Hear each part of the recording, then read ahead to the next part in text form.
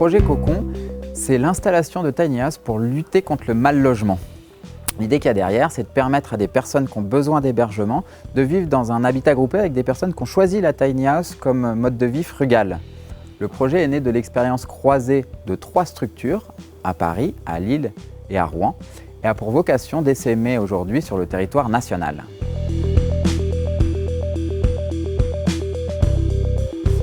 Avec 14, ça fait plus de 4 ans maintenant qu'on met à disposition de personnes propriétaires des tiny house pour héberger des personnes réfugiées.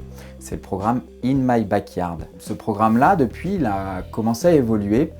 Aujourd'hui, on est plutôt sur des colocations solidaires qu'on met sur des friches urbaines. Le prochain projet qu'on va livrer à l'été à Montreuil, ça sera une colocation entre des mineurs non accompagnés et des étudiants en service civique. Ce qui nous intéresse là-dedans, c'est que l'habitat devienne un vecteur d'insertion sociale. C'est d'ailleurs pour ça qu'à Lyon, en ce moment, on a été appelé par la métropole pour faire un projet qui sorte un peu des questions de village d'insertion et pour y amener de la mixité sociale.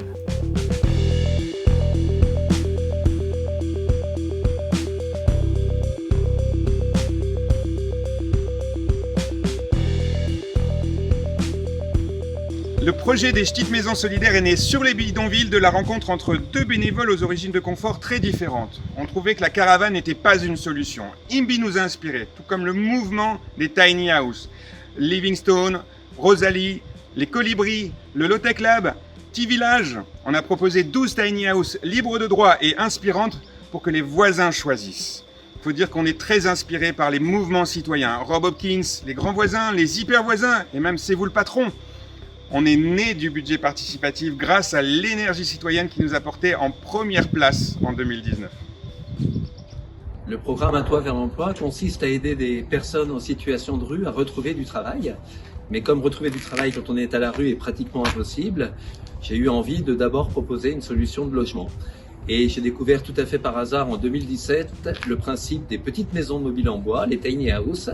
Et je me suis dit qu'on pouvait non seulement tenter d'en procurer à des personnes en situation de rue, mais pourquoi pas les produire nous-mêmes. Voilà notre premier exemplaire, notre première maison, qui est aujourd'hui habitée par Yanni. Et tout ce programme travaille avec un accompagnement en parallèle, un accompagnement social très dense, pour permettre aussi aux personnes de résoudre un certain nombre de freins, et de freins sociaux notamment. À partir de ces 3 histoires, c'est maintenant un récit commun qui se structure autour d'une coopérative de gestion d'un parc de tiny house. Les projets se sont inspirés l'un l'autre et ont décidé de faire chemin ensemble. La force d'un toit vers l'emploi est d'avoir créé une offre locative à destination de personnes en situation de précarité, à coût maîtrisé. La force des petites maisons solidaires réside dans l'animation de l'énergie citoyenne et de l'intelligence collective, de conception de projets participatifs et multipartenariats. La force de 14 est d'avoir développé une expertise en matière d'architecture de la ville sociale et solidaire, notamment en matière d'urbanisme réglementaire pour les habitats légers, leur co-conception, et en matière de chantier participatif avec des publics mixtes.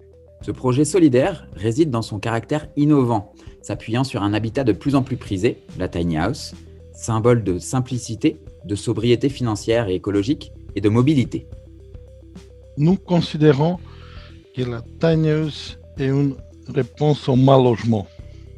Et que cette réponse doit désormais être essaimée sur de nouveaux territoires en s'appuyant sur la mutualisation et la complémentarité de nos compétences.